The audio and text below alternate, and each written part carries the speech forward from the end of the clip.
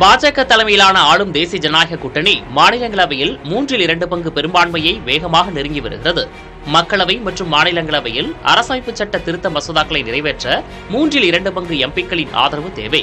மாநிலங்களவையில் மொத்த எம்பிக்கள் எண்ணிக்கை 245 என்பதால் 2/3 பங்கு பெரும்பான்மை என்பது 163 இடங்களாகும். தற்போது கர்நாடகா, ஆந்திரா, குஜராத், மத்திய பிரதேசம் உள்ளிட்ட 10 மாநிலங்களில் காலியாக உள்ள இடங்களுக்கான இடைத்தேர்தல் அறிவிக்கப்பட்டுள்ள நிலையில் 19 தேசிய ஜனநாயக கூட்டணி வேட்பாளர்கள் போட்டியின்றி தேர்வாகியுள்ளனர். இதன் மூலம் பாஜக கூட்டணியின் பலம் தற்போது 148ஆக அதிகரித்துள்ளது. இதைத் தொடர்ந்து ஜார்க்கண்ட் மற்றும் மிசோரம் மாநிலங்களில் காலியாகும் 3 மாநிலங்களவை இடங்களையும் பாஜக கைப்பற்ற வாய்ப்புள்ளதாக கூறப்படுகிறது. இவை தவிர உட்கட்சி பூசல்கள் திரிணாமுல் காங்கிரஸ் எம்பிக்கள் 3 பேர் ராஜினாமா செய்துள்ளனர்.